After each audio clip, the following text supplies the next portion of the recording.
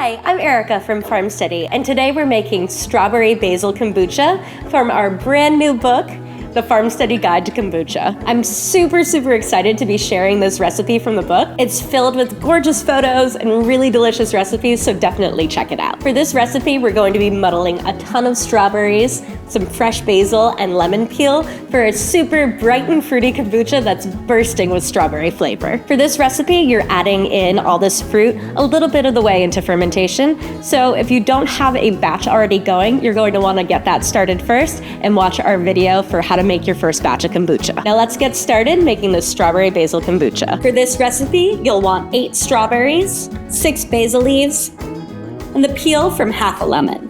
For the strawberries, we're just going to remove the leaves and quarter these. To a clean half-gallon fermentation jar, add in your strawberries,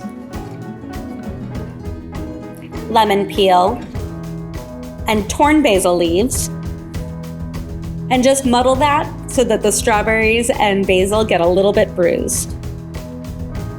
Then pour in your already in progress kombucha.